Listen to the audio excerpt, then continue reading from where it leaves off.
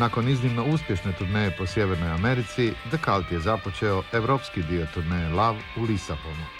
Nisu dopuštali snimanje koncerta, što im je praksa na cijeloj turneji, ali je zato Ian Astbury rado dao veliki intervju za HTV-ov The Cult specijal.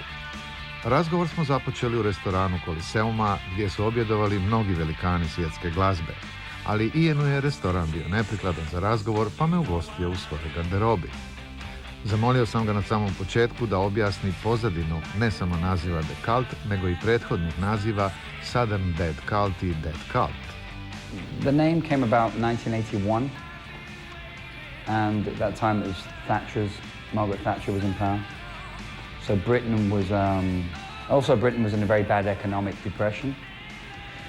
The Falklands War, very low employment, high unemployment. At that time, it was just felt very dystopian. You know, it was a really dark time in Britain. And we'd just come out of punk rock. The punk rock was kind of finished, it was tailing off, becoming something else. And a lot of our heroes were dying, you know. Bands were split up, Pistols gone, Ian Curtis had died. There was a lot of, most of my social group were like young people who were into like punk rock, alternative music, alternative lifestyle, living in squats, you know what squat is? Yes. Yeah, basically take a building over. We had no money, we didn't have anything, and there was no sense of like George Orwell's 1984. It was very prominent. Most of us had read it. It's kind of like a Bible for that generation, and I think that awareness was into the name of what Southern Death Cult really meant. You know, the idea that the government, all the ideological powers and governmental powers and philosophical powers were based in London, which for us was the south of England. So I referred to that as a cult, death cult, in the negative sense. Because I think a death cult can also be a positive thing.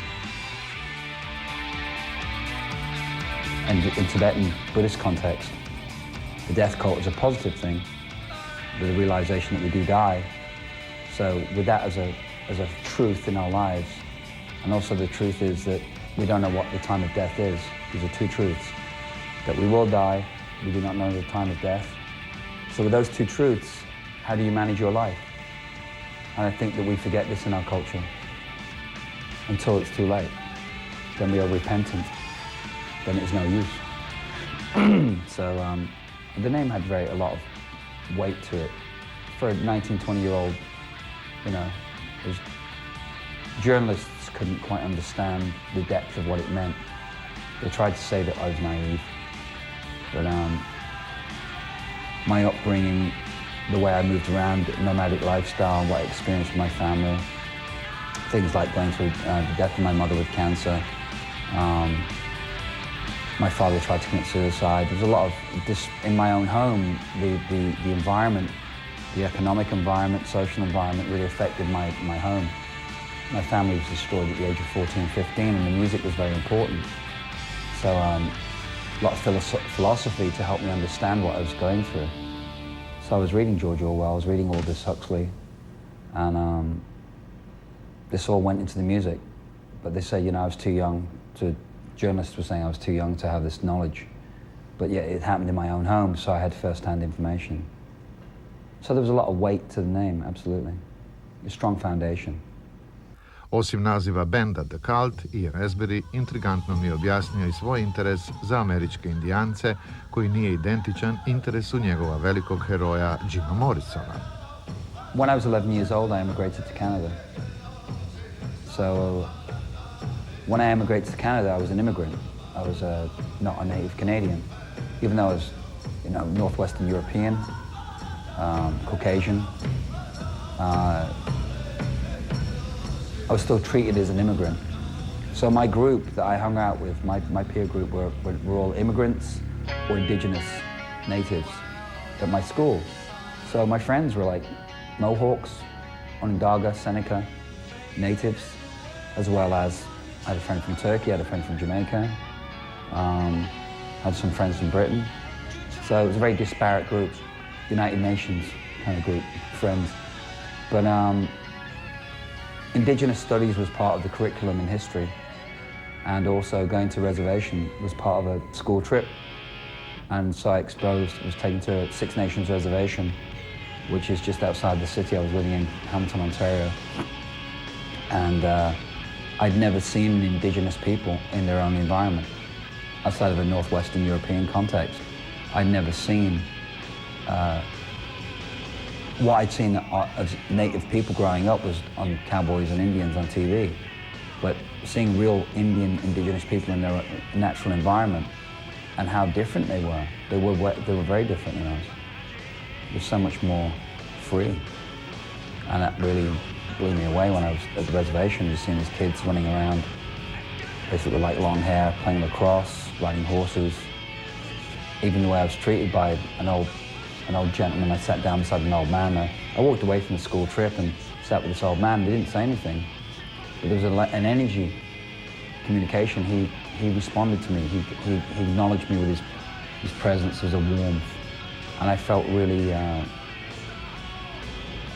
It was very cathartic for me. I didn't have the profound Jim Morrison myth of an Indian jumping into his soul, but I had a real native interact with me in that way and acknowledge my presence, which I think was really visceral for me. And then I became very fascinated by the culture. So I read everything voraciously, consumed it.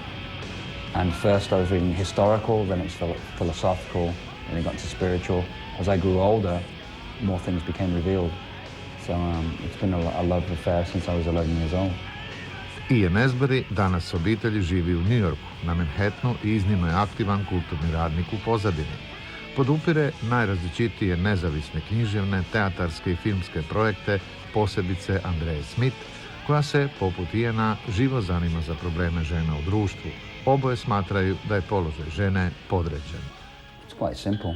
We've lived in a patriarchal society for, 8,000 years. So principally the men, have coveted the knowledge in the guise of the church, science, politics. But the real myth of our life, or the real truth, is that we're organic. We're not made out of buildings or architecture or spiritual architecture, spiritual plans. This is an internal awareness, which is much more in the feminine realm, the realm of feeling and intuition and reproduction. And that's a resource that we've suppressed, hidden, that men have coveted. Men have suppressed women. They fear women in that way. They feel that women's ability to produce a child, which is the highest form of creativity, for a human being. And obviously it hasn't worked. Look at the millions and the billions that have died in wars. Wars based a lot on difference of language, philosophy, culture. And it seems to me when women get together, they get things sorted out. As men get together, it turns into a fight straight away. So redressing that balance. And with conquest, that is kind of a very specific focus on two cultures, very European patriarchal culture coming to the Americas and coveting the woman's energy. Not only coveting it, but destroying it. And we see the results of that. The United States of America is in terrible shape internally. It's a disaster. The American dream is gone. It was built on violence. Rape, pillage, and violence. That's what that house was built on, as was much of Europe. And those foundations, they're going to fall down. The sun rises and sets every day. This is a truth. We will pass away. These are great mysteries that are staring us in the face, but we do not contemplate them because, a lot of intellectuals consider it to be esoteric. Because it's in the realm of non-language, it's in the realm of intuition and feeling, which is the realm that women operate in, and the female mysteries. And it's amazing when a feminine mystery comes along in a fictional form that people respond to it in an amazing way. Like Harry Potter is talking about magic, Magic is from internal dialogue. You know, that's a feminine realm. That's huge. Or even things like, Da Vinci Code. So about the bloodline of Christ being a woman, being within, and these are things that fascinate our culture, but we don't embrace that.